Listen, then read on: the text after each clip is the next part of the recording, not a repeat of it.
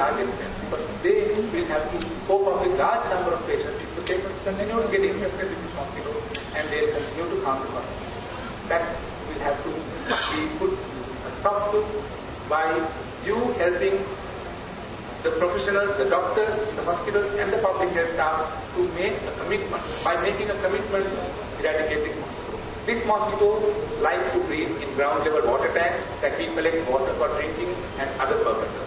Every household in our country where the water supply is either irregular or because of cultural reasons, this mosquito breeds in every household where water is collected for household consumption. So you need to go back and see whether there is such water collections in your house. It may be a toilet. It may be in the toilet where you collect water, either in the toilet, or it may be close to your house, next to your house. You have built a water tank so that you can collect water for your kitchen or for your other purposes. Make sure that you keep that container, water tank, devoid of mosquito breeding. How do you do that? You need to clean that tank regularly so that the mosquitoes don't lay eggs in that tank. By getting the water out of the mosquito, out of the tank, cleaning it and refilling it again if the mosquito larvae are found. Once you do that, make sure that you close it properly with a net so that the mosquitoes don't come in and lay. That's the best thing that you can do if you can do that. That is a must. And that has to be done regularly unless you close it. Keep it closed. That has to be done regularly, at least once a week.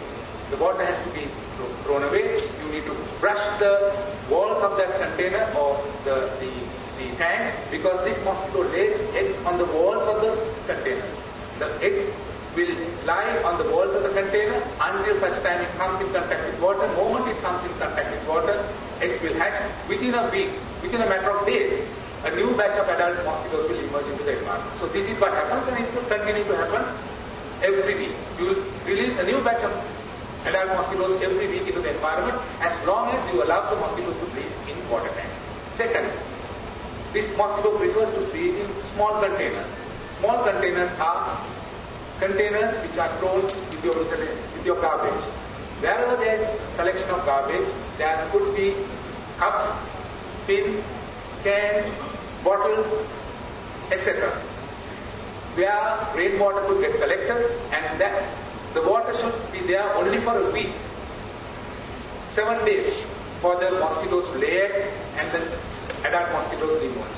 So don't litter your environment. Make sure you destroy water collecting containers before you throw out your garbage. Don't just throw out your garbage into the environment. Make sure that you change whatever the container that holds water in a way that it doesn't collect water. If the garbage is collected, it has to be collected regularly. If it is burned, that's perfectly alright if that is the case here. If it is buried, that's fine. You do whatever you do, but don't allow water to collect in containers which is thrown with miscellaneous garbage. Third, use tires or how tires line in your backyard or your workplace. Don't allow tires to just lie in your environment, because once water gets collected in tires, it's very difficult to get rid of that water. And that water will allow mosquitoes to breed for months, because you can just go and have a look. If you have tires in your backyard or use tires are thrown out of the environment, the water will be collected, and that's the ideal breeding place for these mosquitoes. It prefers to breed in dark, hidden, cool places. These are the preferred places of mosquito breeding. So tires is an ideal breeding ground of this mosquito. Fourth, this mosquito breeds in wherever water gets collected for purposes that is needed by man. Example, if you have a construction sites will need a lot of water. You may collect water in barrels, tanks, etc.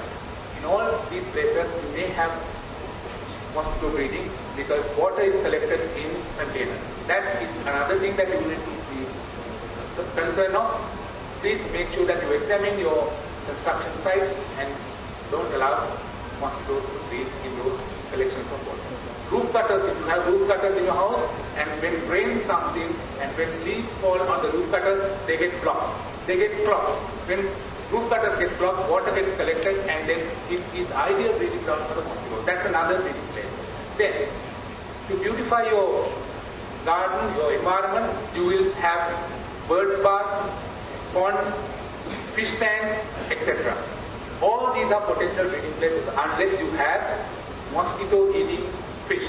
There are specific species of fish which will eat the mosquito larva and not allow the mosquitoes to breed. If you neglect these, they will continue to breed and then they'll bite you. We have seen our country most of the time, either when patients die or when the patients come to hospital with the disease, they have been bitten by mosquitoes from their own house. Most of the time when we go and inspect, the mosquitoes have been from their own home. So go back and tell your community, tell your people that you need to start acting now, not to allow these mosquitoes to breed in your environment. That's very, very important, so that you will work as a group, as a community, to eradicate this problem. Health people alone cannot address this problem because it's a huge problem. It is there in your house. There is in excess of 90 million, I was told, in Punjab. So you are talking of a huge problem if the mosquitoes were to breed in all your houses. So please make an attempt to start looking for breeding places, trying to eliminate these breeding places. Technical people will be helping you. You need to have a commitment by yourself and have this done. You have to start immediately. That is very, very important. The other thing I want to tell you is that this has to be a continuous process. It cannot be done once and you can't be happy that this is going to be it. It will be a continuous process. You have to continue to do it every week. It is like going to the mosque. It is like saying your prayers. Please start looking for your mosquito breeding places, like the prayer. Like a prayer. Every day, every week. For years to come probably, I don't know. But I feel, because that's what is the case back in my country. Start looking for breeding places. That's how you control it. Dengue is not a health problem alone. It's not alone a public health problem alone. It's a social problem. So a social problem will need answers from the society. We need to understand that. We have made sure that the public in Sri Lanka understands that. And it has to be understood by the community. Education itself is not enough. You must get your people committed. You must mobilize your community. You must get them responsible. You must get your communities responsible.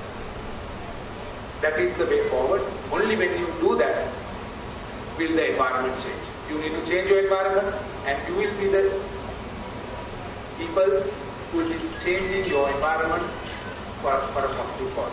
With that, I will conclude my words and I wish and I hope that you will succeed in this battle. And I think everybody is backing you. I think everybody needs each other. This is the time to unite. Everybody will have to work together. That's how we have done it. And that's probably the way you should go forward. That's the best way. With that remark, I would like to call my colleague who will talk to you about a little bit about the illness. He is Dr. Lakuma Fernando. He is a clinician from Sri Lanka who has been able to see a lot of dengue patients. This is just the beginning for you. And he will tell you how you would identify this as a problem in the community and then what you should do. Dr. Lakuma.